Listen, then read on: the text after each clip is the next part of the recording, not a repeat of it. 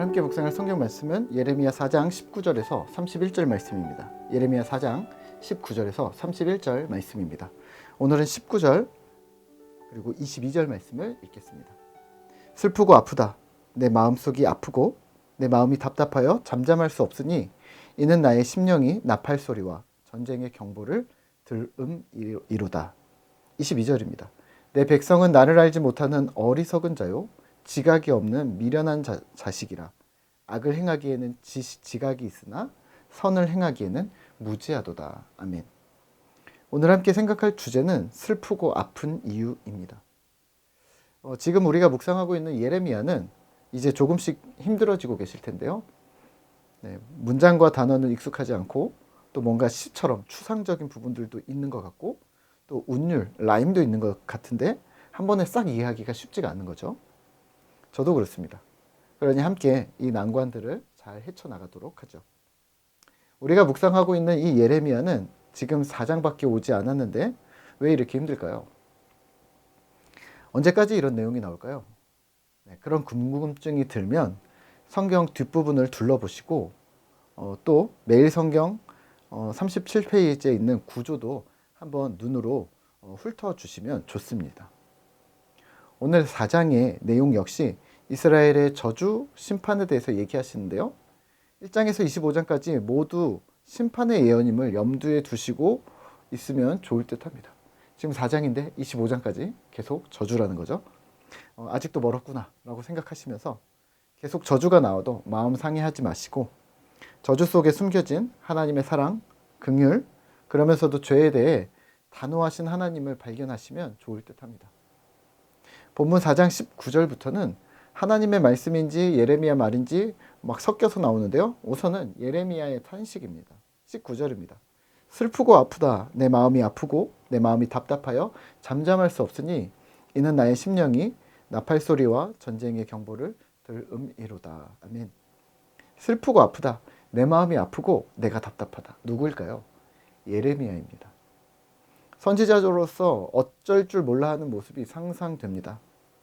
답답해서 잠잠할 수 없고 또 빨리 가서 이 소식을 전해주어야 해서 그래서 마음이 힘듭니다. 왜 힘들었을까요? 나팔 소리와 전쟁의 경보를 들었기 때문입니다. 혼자만요. 당장 큰 사건이 일어날 것이고 사단이 날 상황인데 이 사실을 미리 인지한 사람 입장에서는 가만히 있을 수가 없는 거죠. 빨리 도망가라고 하거나 방법을 찾으라고 얘기해야 했습니다. 하지만 하나님은 이 사건이 일어나게 되는 이유에 대해서 다시 언급합니다. 22절입니다. 내 백성은 나를 알지 못하는 자요 지각이 없는 미련한 자식이라. 악을 행하기에는 지각이 있으나 선을 행하기에는 무지하도다. 아멘. 오늘 이들에게 심판으로 전쟁이 일어나는 이유는 이스라엘의 배역, 반역 때문이라고 하십니다. 더 정확하게는 하나님을 알지 못했고 알기 위해 힘쓰지 않았고 그래서 하나님의 뜻과는 다른 길, 악을 행하기에는 발이 빠르고 선을 행하기에는 무지한 자가 되었다라는 거죠. 오늘 말씀과 사실 구약 전반에 흐르는 이 알다, 알미라는 주제는 어떻게 이해해야 할까요? 그냥 공부를 하라는 걸까요? 오늘 우리는 성경 공부에 나가고 책을 읽고 유튜브나 기독교 방송으로 설교를 많이 들으면 하나님에 대해서 아는 걸까요? 성경에서 말하는 하나님을 알아야 한다는 말은 행동을 위한 지식을 말합니다. 그냥 보고 따라하면 좋은 결과가 있겠지라고 생각하거나 내 마음대로 방식을 정해놓고 이게 왜 안 되지? 라고 생각하는 것과는 다르다는 말입니다. 저는 물건을 사면요 무조건 설명서를 한번 읽습니다. 요즘에는 영어로나 중국어로도 많이 되어져 있는 것들이 많은데요. 그래도 그림이라도 살펴봅니다. 아주 당연한 사용법인데도 불구하고 예를 들면 뭐 토스트기, 뭐 후라이팬, 뭐 이런 것들까지 다 설명서를 봅니다. 설명서를 보면서 새로운 사실이 있는가? 또 그동안 내가 잘못 알고 있었던 것이 있나? 하고 다시 한번 확인하는 거죠. 점검하는 겁니다. 이 용기가 뭐 전자레인지에 들어가도 되는지, 식기세척기에 들어가면 되나 안 되나, 뭐 처음 사용할 때는 뭐 식초를 넣고 끓이라거나, 뭐 토스트기 청소법이라든가 뭐 여러 가지 정보가 설명서에 있습니다. 유튜브를 찾아보고 해도 되지만 저는 설명서가 더 편합니다. 그러면 질문, 설명서를 읽는 이유는 뭘까요? 제대로 사용하기 위해서? 작은 버튼 하나, 뚜껑 여는 방법 하나까지도 설명서에 있으니까 그냥 보고 따라하면 잘 됩니다. 물론 설명서 안 보고도 잘하는 사람들이 있습니다. 하지만 저는 미리 보고 가는 스타일입니다. 중간에 실패하거나 멈칫거리는 것을 사실은 싫어하는 성격 때문인 거죠. 그리고 어떻게 해야 될지 모르는 그런 상황을 맞닥뜨리는 것이, 그런 당혹감이 사실 싫기 때문입니다. 하나님을 알아감도 이렇게 생각하시면 어떨까요?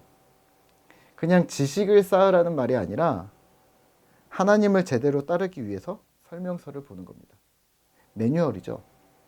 회사에 들어가거나 어떤 업무를 담당하실 때 매뉴얼이 주어질 겁니다.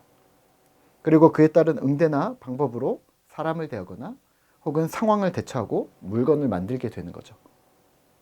성경을 공부하는 이유는, 그리고 우리가 공부까지는 아니더라도 말씀을 묵상하고 생각하고 말씀을 따라 행동해 보는 이유는, 하나님이 오늘 나에게 주시는 말씀도 있겠지만 더 중요한 건 인생 전체에 하나님께서 어떤 생각을 가지고 계신지 배우고 나도 주님의 매뉴얼을 따라서 살아가기 위한 것이죠.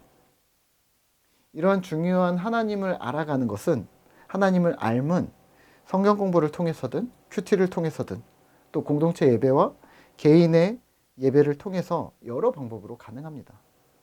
문제는요, 이걸 안 하거나 관심이 없을 때가 문제입니다. 오늘 이스라엘 백성들은 그래서 하나님으로부터 이렇게 명명되었습니다.